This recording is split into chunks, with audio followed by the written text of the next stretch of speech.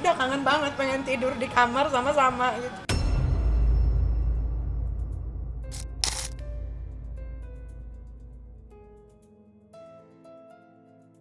Setahun lebih hidup di penjara, Nikita Mirzani benar-benar dirundung nestapa dan menderita.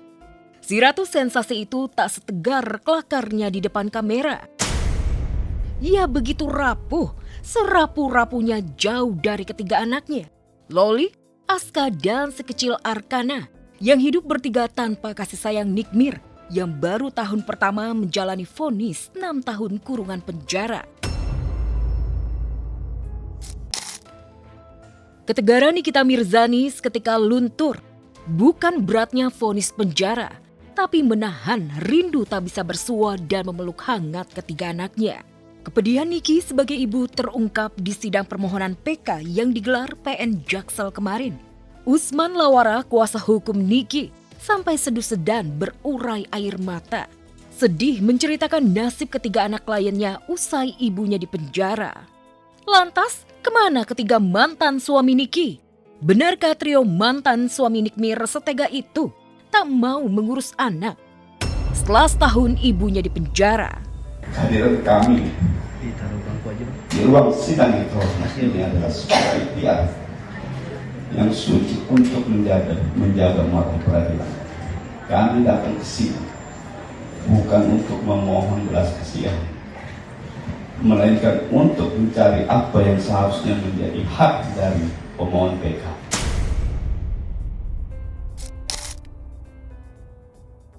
Atas nama kasih seorang ibu, Niki yang sudah divonis bersalah dan menjalani hukuman 6 tahun kurungan penjara, hingga detik ini tak kenal lelah berjuang bisa bebas sampai ke titik perjuangan terakhir.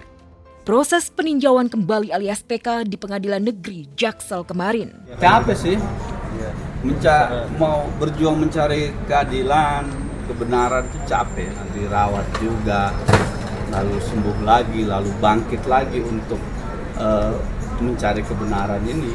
Nah, itu adalah bagian dari proses yang tadi saya bilang capek mencari keadilan itu. Tapi harus.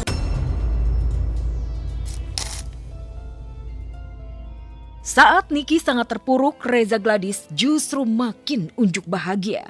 Unjuk diri bisa memenjarakan musuh besarnya. Terbaru, lewat kuasa hukumnya, Reza Gladys menyiapkan amunisi untuk melawan upaya PK Nikita Mirzani. Salah satu rekaman percakapan yang diduga dilakukan Nikita Mirzani dalam upayanya menyuap pegawai MA. Kami menemukan bukti rekaman, ya, suara yang sangat mirip ya dengan terpidana Nikita Mirzani. Terhadap itu maka kemudian kami menduga ini akan menjadi persoalan-persoalan kembali. Isi daripada percakapan tersebut adalah kami duga ada upaya untuk menyuap hakim dalam tingkat kasasi.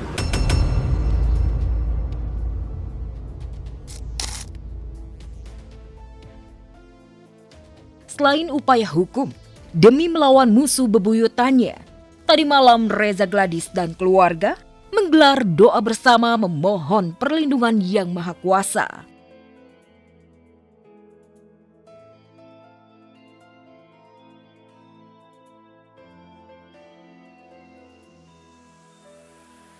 Tegaknya keadilan serta kebenaran. Untuk itu kami meminta Mahkamah Agung Republik Indonesia memeriksa perkara ini dengan adil, ditimbang dengan jujur, dan diputus dengan mata batin serta hati nurani yang bersih.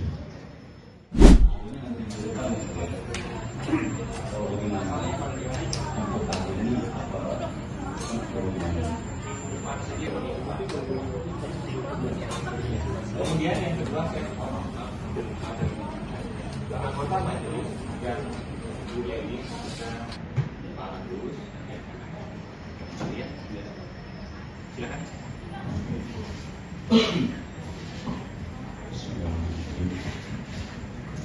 Assalamualaikum warahmatullahi wabarakatuh. Yang kami hormati Jaksa Penuntut Umum dan rekan-rekan media serta para pengunjung sidang. Majelis Hakim yang mulia, perkenankanlah kami menyampaikan Upaya peninjauan kembali hari yang adalah suara perlawanan dari seorang single mom yang dipaksa tunduk oleh skenario hukum yang cacat. Saya menegaskan di muka persidangan ini dan disaksikan di depan mata yang memandang di Indonesia bahwa Nikita Mirzani adalah tidak pernah melakukan kesalahan. Dan saya sebagai penasihat hukum dari pemohon PK menolak klien saya dijadikan sebagai korban permainan hukum. 3 anak Nikita Mirzani.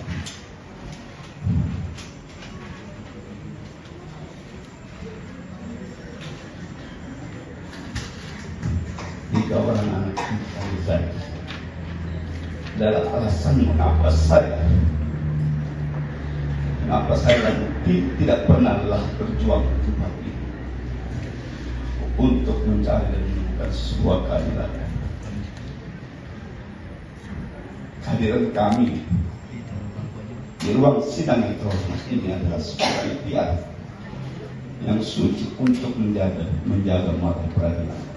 Kami datang ke sini bukan untuk memohon belas kasihan, melainkan untuk mencari apa yang seharusnya menjadi hak dari pemohon PK.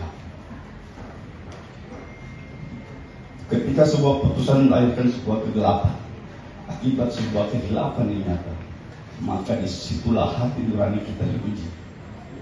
Kebenaran ini tidak boleh dikorbankan demi formalitas belaka. Oleh karenanya, melalui permohonan PK ini, mari kita bersama menyingkap tabir kehilapan serta kekeliruan yang diperlihatkan oleh hakim dalam putusannya, demi keadilan yang berdasarkan ketuhanan yang Maha Esa dan demi tegaknya keadilan serta kebenaran.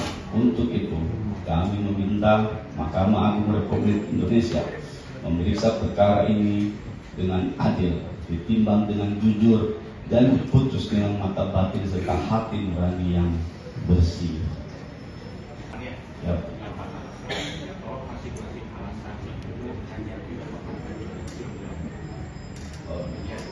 Saya sudah baca kok ke 8 alasan itu, nanti masuk alasan itu saja. Ya. Oke. Ini kalau gitu saya sampaikan ringkas saja.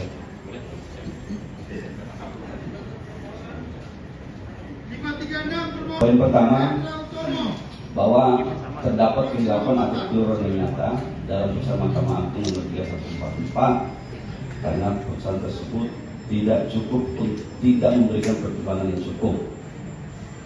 Alasannya, dalam putusan kasasi Mahkamah Agung Republik Indonesia bahwa Judex Juris yang mulia, bahwa pemohon PK mengajukan permohonan peninjauan kembali terhadap putusan Mahkamah Agung Republik Indonesia nomor 3144 dan seterusnya tanggal 13 Maret 2026, junto putusan Pengadilan Tinggi DKI Jakarta nomor 255 dan seterusnya tanggal 9 Desember 2025, junto putusan Pengadilan Negeri Jakarta tanggal 28 Oktober dan seterusnya. Adapun amar putusan dari ketiga putusan tersebut adalah sebagai berikut. Kami anggap terbacakan putusan Pengadilan Negeri Jakarta Selatan nomor 362 dan seterusnya kami anggap terbacakan. Putusan Pengadilan Tinggi DKI Jakarta dan seterusnya amar putusannya kami anggap terbacakan. Putusan kasasi Mahkamah Agung Republik Indonesia nomor 3144 dan seterusnya kami anggap terbacakan.